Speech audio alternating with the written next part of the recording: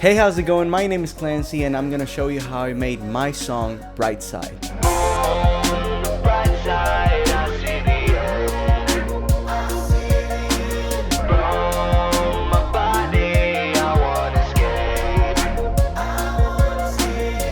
It's been some time, I'm sorry about that. I was supposed to post a few videos over the last couple weeks, but some things came up. But I'm back. I'm a little behind my schedule and I'm a little behind with the new song for this month. But we're back. So let's get right to it. Bright Side is song number 6 of my debut album, Daydreaming. And it's the song with the one and only feature in my album, my dear friend, my brother, Andres Coutinho. Go follow him. I will leave his YouTube channel and his Instagram in the description. If you haven't listened to Bright Side, you can listen to it up here. So yeah, go do that. Or just watch this video and then it's like, oh, this seems interesting. I wonder what the song sounds like. And then you go. So basically this song started because me and Andres, we were writing some stuff together. We had this way back in like 2020, 2021, around that time. And we wanted to start a group together, a band. So in an attempt to mix and match our styles, this is one of the songs we came up with. Actually, you can listen to another one of the songs off of that project because I'm actually the one and only feature in Andres' album. So you can listen to that other song over here and I will still leave Andres' album and all of that in the description. So we basically started working on this song because there was another song that we were working on and it ended in a very nice way with a drum machine. And we had this idea to transition from that one song with the drum machine to this new like Gorillaz inspired track. And so just for some perspective, I don't have the other song on this laptop, but I can give you kind of like a reference of how the drum machine went. So kind of went like this.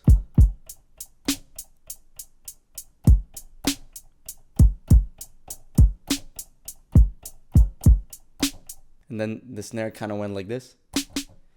And we transitioned to this. So it was kind of like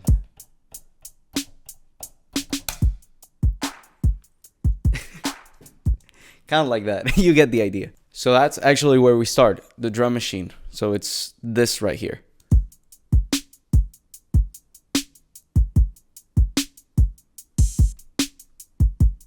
You can see that it samples. You can see that it's like all MIDI information.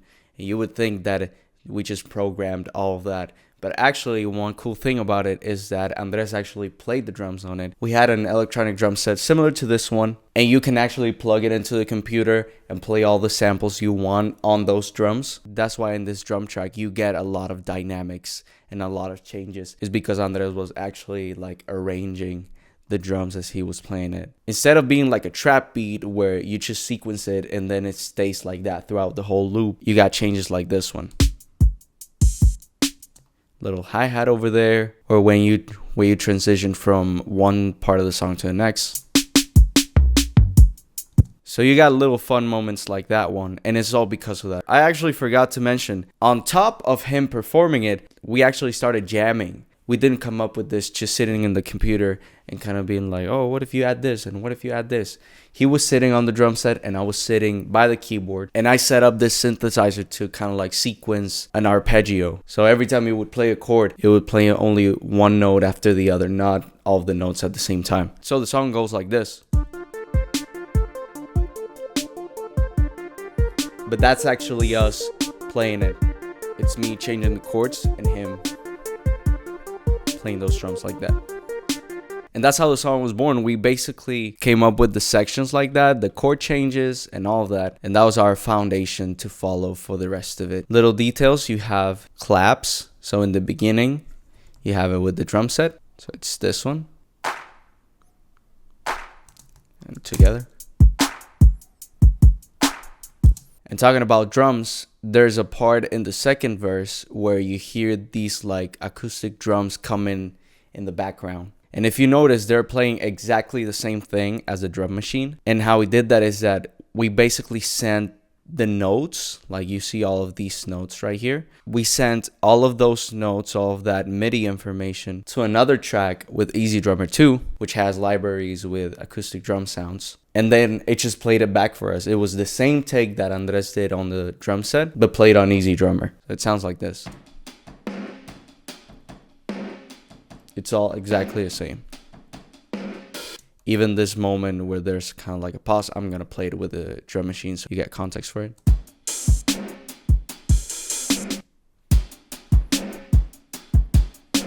It's just to add some depth and texture to that drum machine so it's not so stale throughout the whole song. Then you have the bass, which are 3 layers.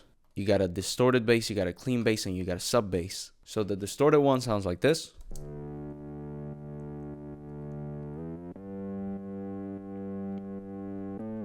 The clean one sounds like this.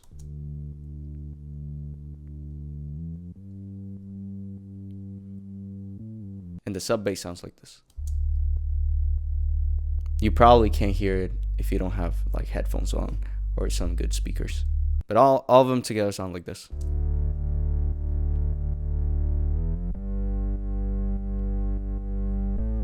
The bass does this like fun thing in the choruses. At first it's very simple. It's like,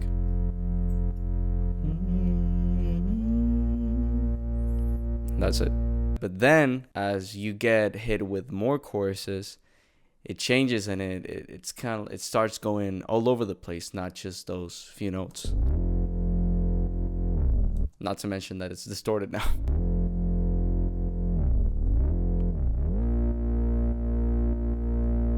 We can start diving into synth land, even though we already talked about the arpeggiated synth. But in the intro we have this lead line.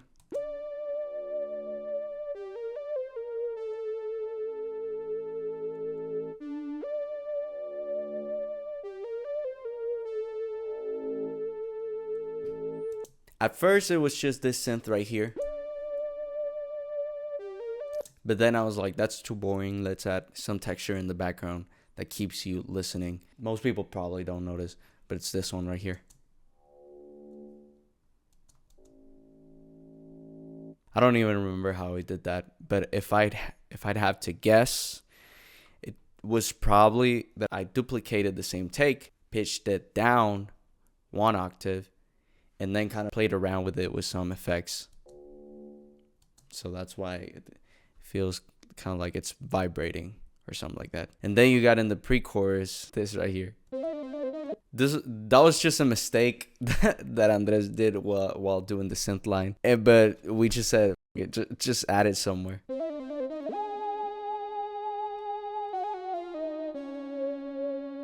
And then we've got an organ only playing on the first chorus. I guess I thought it needed something else there. It sounds like an organ, but this is actually a synth now that I listen to it.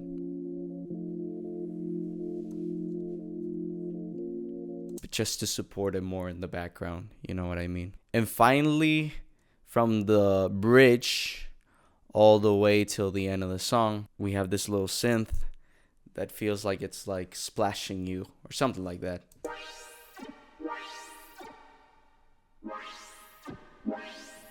I really like that sound. And then in the chorus it changes. It sustains it a little bit longer.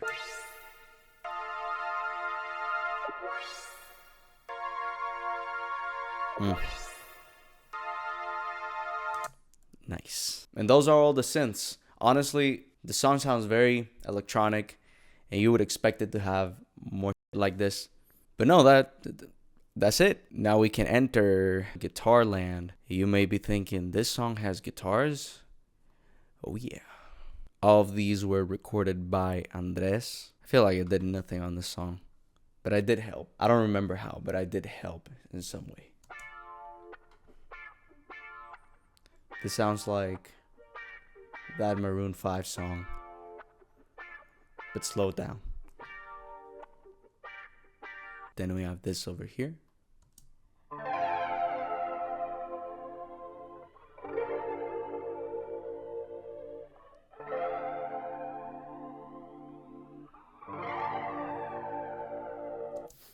I'm sorry. I felt like I was levitating. We have this little moment here. This part is funny and I remember it vividly because Andres wanted to do this like these like scales. He just picked like a guitar tone and started doing it. And I low-key thought it was kind of boring. And I remember, out of nowhere, it just came to me. I pointed at his pedal and I was like, put some whammy on that. Now the whammy, for those of you who don't know, is the same kind of effect that Tom Morello used in Rage Against the Machine, where you can like control the pitch of the guitar and it sounds like really high. So listen to this.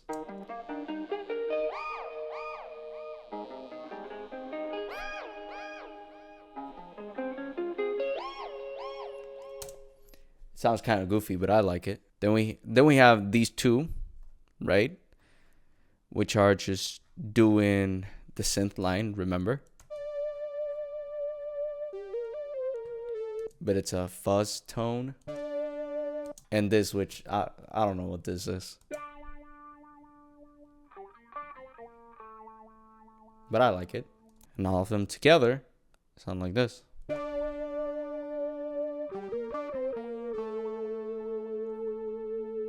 Maybe I should have said this in the beginning, but this is definitely one of my favorite songs in the album. I just think it's so fun. Finally, for the guitars, we have the climax in the last chorus.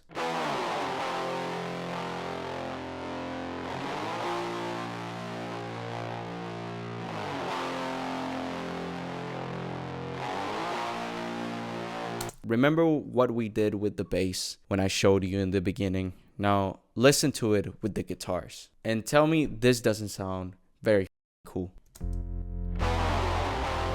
And then you add the drums. And then everything else. It's a fucking party. And that adventure with the guitars is over. Now we have entered the vocal realm. We can go into the main vocal. All of these are not labeled and I'm not proud of it. This is the main vocal. You can see that it's 3 different types processing. Sounds like this. Welcome to my world. Forget yourself. Forget everybody you knew back on earth. Look into the void that's inside your chest. Then you have the chorus, which is this one. On the bright side, I see the end. From my body, I want to escape. I really like the processing on that one. You may be wondering why this one looks different than the rest of them. And it's because I was saying something else on that part of the song. And then I changed the lyrics. And I had to re-record only that part. And I'm actually surprised that you can't notice that it's like a different take from another, like a completely different day. But I don't remember what the original lyrics said. Yeah, I don't remember. I wish I could remember. But that is why. And then you keep evolving these vocals. My subconscious went somewhere else. You see that little harmony I did there? Kind of screaming. And then on the bright side, I see the end. I just had to add those duplicates because you heard how the song sounds. It's like it starts drowning the vocals. But if you add the other stuff,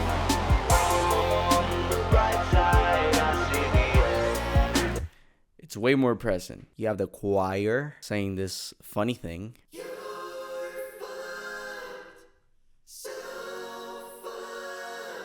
There's not much to it. I kind of struggled with the notes. I literally, when we were making this, I had to like go to the keyboard and play the note that I was supposed to sing, and then go to the microphone, sing it, and then check what other note I was supposed to sing. Because the chords were so all over the place that I couldn't just do it by ear. It took me so long while recording this with Andres that he like went, took a shower, ate something, came back, and I was still doing that. They have the ones for the chorus, which are these. I see the end, I wanna escape. It's just a back and forth between the main vocal and the choir. So. On the bright side, I see the end. I see the end. From my body, I wanna escape. we have the ad-libs over here. It's just 2 of them, and is when I say, tell me there's a purpose, I'm dying here. Tell me there's a purpose, I'm dying here. And then it's like it pauses. Wait, what? What do you mean I'm dying here? And so it's like, wait, what? And then you have this moment. Not even my own mother could tell. Perdón, ma, por la grosería. Perdón, ma, por la grosería. Which basically translates to, sorry, mom, for swearing. Because, you know, my mom doesn't speak English, so I wanted to add a little something for her. And then finally, we have the bridge, which Andres wanted to leave completely empty with nothing but the instrumental, but I was like, no. I need to add something. So you hear this like microphone kind of like doing this feedback. Check. Check, check. I actually did the feedback putting the microphone against the speaker, and that's what you hear in the song. Check. Check, check. Ajá. ¿Cómo dice? ¿Cómo dice? And then what do you say? Poop diddy scoop. Scoop diddy whoop. Poop dee scoop dee whoop. Poop dee scoop dee scoop dee whoop. I gotta say that we obviously came up with adding that like way before everything that's happened now. So don't. So I'm sorry we added that part. If you know where it comes from. And then to finalize this masterpiece, the plan was to transition from this song to another song, because you know we're coming from like a previous song, then this one, and then another one. So we wanted to like slow down the beat a little bit. I really liked that ending for this song, so that's what you hear over here.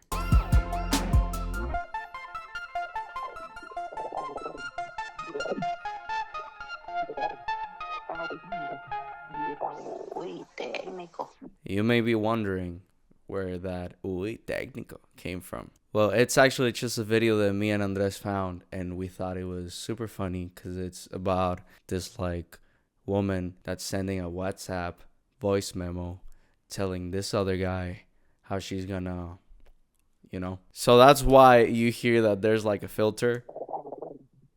You can see it moving over here. And it's because of that. It's because like this lady, she says a bunch of like crazy stuff, and I didn't want all of that to like come through in the song, but I did want to add like something in the background before hitting us with the, you know. It's so annoying that I didn't label anything, not a single instrument. Well, the choir, but like other than that, I didn't label anything, but I had to label this uy técnico. So yeah, that's my song Bright Side. Like I said, this was one of my favorite songs to make, and it's one of my favorite songs off of the album to listen to. Again, you can listen to it up here or in the description. I'll leave it everywhere so you can definitely find it. Also check out my album Daydreaming if you haven't already, and go follow Andres somewhere. Subscribe to his YouTube channel or follow him on Instagram or something, because that dude is actually a genius. And yeah, don't forget to like and subscribe because it really helps me, and it's the main way you can support this channel and my videos. I'll be coming out with more videos like this and new songs in the future, so stay tuned for that. And yeah, thank you so much for watching. Peace.